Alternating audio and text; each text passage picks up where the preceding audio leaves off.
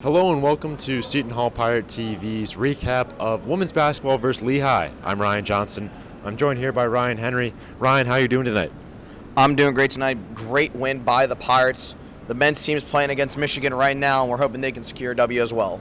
Yeah, like you said, a great win tonight for the Pirates, 87-77, and two main pieces of that win, Lauren Parklane and Andra Espinoza-Hunter. You're almost expecting it from them at this point.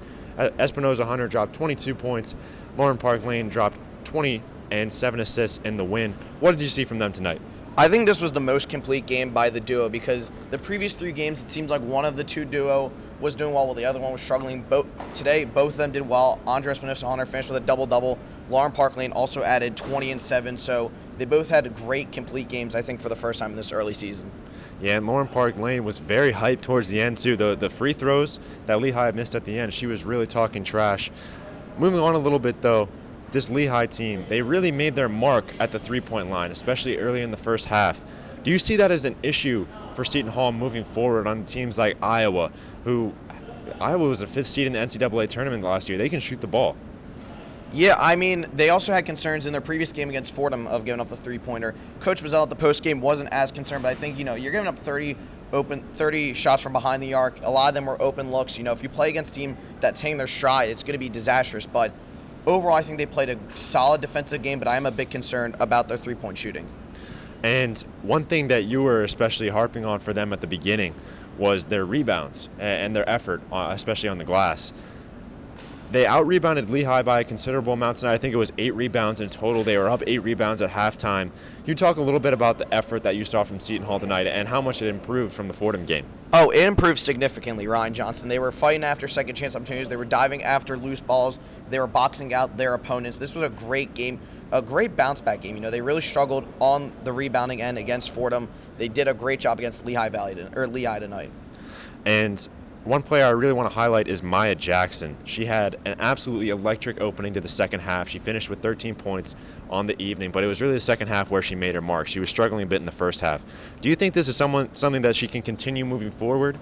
Yeah, I think this is something she can continue moving forward. I picked her as being the third leading scorer, filling in for Desiree Elmore, who left this offseason. I think she can step up and become that third option. She was a double-digit scorer last year for the Pirates. I really think that her, especially her three-point shooting ability, can add another element to the team, and finally she was able to get going after struggling last game. And a big story tonight was Ariel Cummings. She sat out tonight. It looked like she had a boot on her foot. We don't know exactly what the injury is. We were talking about it post-game with Coach Mazzella. Do you think that Sydney Cooks was great tonight. How do you think that Ariel Cummings' absence is going to affect this team in the long term?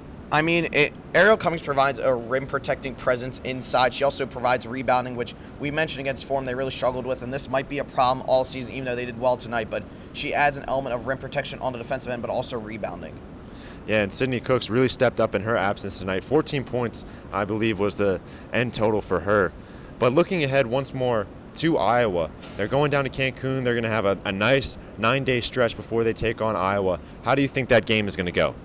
I think Iowa, like you said, they're a very talented team, but so is the Pirates.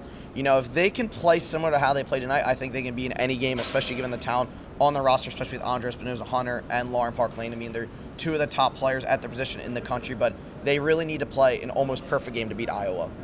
Yeah, that Iowa game is certainly going to be tough, especially with the time difference and the location difference really in Cancun. They're so far away from home, but we're hoping the Pirates come out with a win.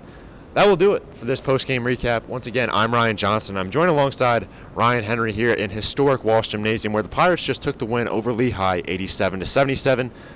Take care.